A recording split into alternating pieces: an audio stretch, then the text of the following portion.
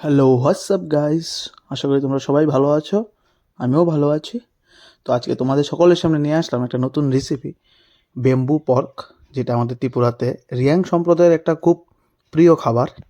ভাবলাম যে আজকে আমরাও ট্রাই করি।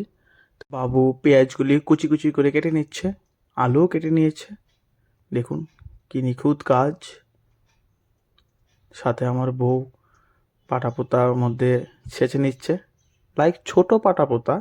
আদা, তারপর কি কি আছে, মরিচ, এইসব ছেঁচে নিয়েছে।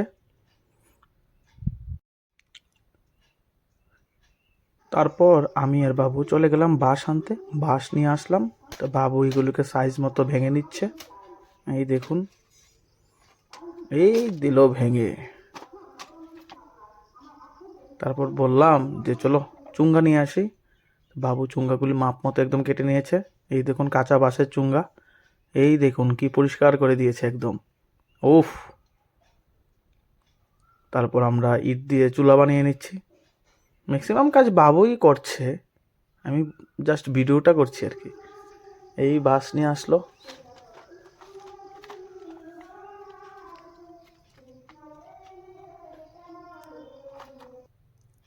কেরোসিন দিয়ে এবার আগুনটা ধরাবে, দেখতে থাকুন।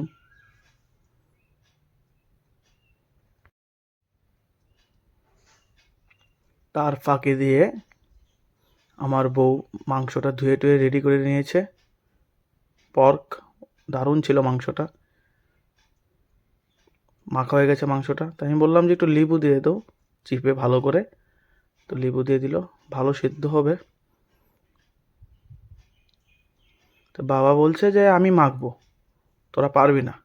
তো মাখছে। এই দেখুন তেলগুলো, উফ, একদম সফট। ভালো করে মেখে নিচ্ছে, একদম মিশিয়ে নিচ্ছে ভালো করে মশলাগুলো। এই দেখুন কতবার যে দেখাচ্ছে এক জিনিস।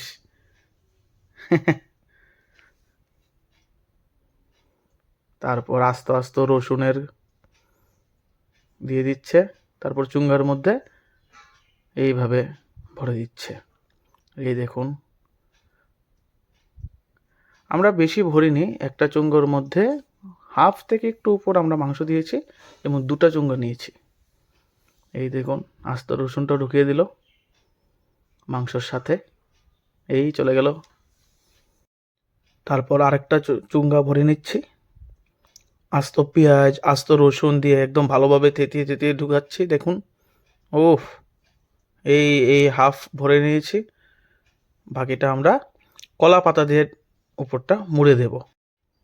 বাবু কলা পাতাগুলো একদম ছিঁড়ে নিচ্ছে।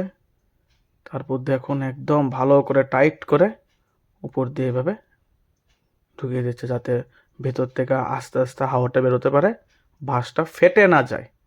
পরে দিয়ে ফেটে গেলে তো পুরোটা খাওয়ারই বেকার হয়ে যাবে। এই দেখুন ভালোভাবে দুটা বাঁশ একদম কলা পাতা দিয়ে মুড়ে দিয়েছে উপরটা। তারপর উনুনটাও গরম হয়ে গেছে। এই দেখুন গরম উনুনের মধ্যে বাঁশগুলি দিয়ে দিয়েছে। বাস, আমাদের আর কোনো কাজ নেই, এখন আস্তে আস্তে হবে।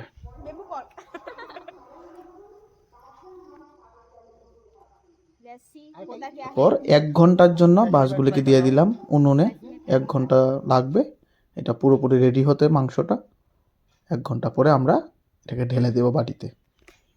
পাকসি পাকসি হাই দেখাচ্ছে আপনাদেরকে। এই তো আস্তে আস্তে আমাদের 1 ঘন্টার মধ্যে মাংসটা রেডি। এই দেখুন আস্তে আস্তে ধুয়ো বেরোচ্ছে। তো এবার ঢেলে নিলাম পাত্রে, ঢেলে নিলাম। ওয়াও, জাস্ট অসাধারণ অসাধারণ। একবার দেখুন কালারটা, উফ। খাবারের পালা। খাইতে সেই স্বাদ, সেই স্বাদ। তুমি তো কইলে আইও না সুদে তেল তেল দেখনি খাই। একদম সফট, ছিঁড়ে ছিঁড়ে খাচ্ছে। আহা হা হা, সেই স্বাদ পেয়েছে। নিজের নিজের বানালো, একদম সেই স্বাদ। আমিও খাচ্ছি, আমার সম্বন্ধীও খাচ্ছে।